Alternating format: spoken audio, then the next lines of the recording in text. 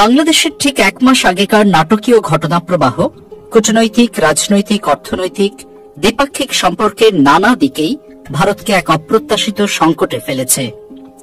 দিল্লি এই মুহূর্তে ঠিক কিভাবে সেগুলো সামলানোর চেষ্টা করছে এই প্রতিবেদনে দেখার চেষ্টা করা হয়েছে সেটাই।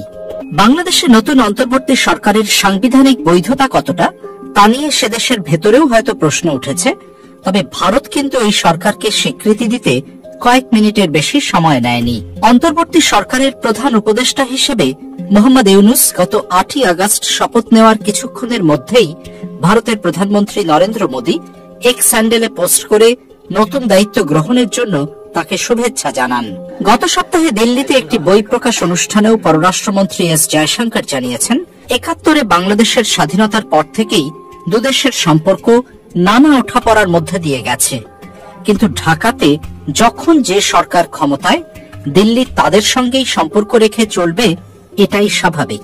তবে সাউথ ব্লকের একজন শীর্ষ কর্মকর্তা আসলে সত্যি কথা বলতে কি, এই নতুন সরকারের উপদেষ্টা বা নীতি নির্ধারকদের অনেককেই আমরা ভালো করে চিনি না।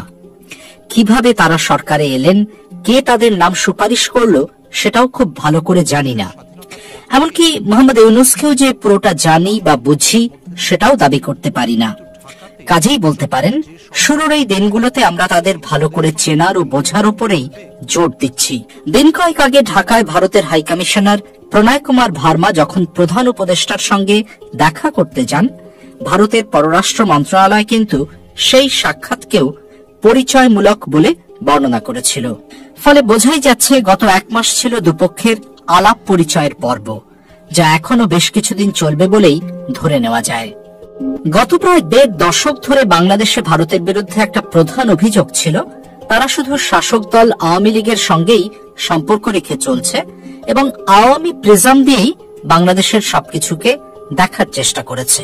তবে বাংলাদেশ জাতীয়তাবাদী পার্টি বা বিএনপি সম্পর্কে ভারতের বক্তব্য ছিল, যতদিন না তারা সুস্পষ্টভাবে জামায়াতে ইসলামের সঙ্গ ত্যাগ করছে ততদিন তাদের সঙ্গেও ভারতের কোনো সম্পর্ক থাকতে পারে না।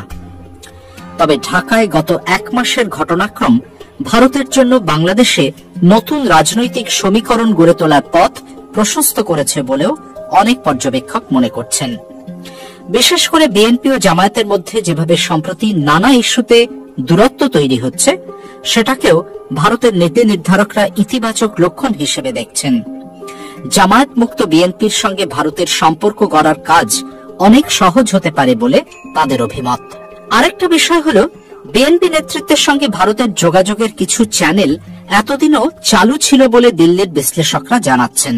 সম্ভবত এরকমই একজন হলেন বিএনপির স্থায়ী কমিটির সদস্য ও জিয়া পরিবারের আস্থাভাজন নেতা সালাউদ্দিন আহমেদ, দীর্ঘ প্রায় 1 দশক ভারতে কাটিয়ে যিনি সদ্যই বাংলাদেশে ফিরে গেছেন।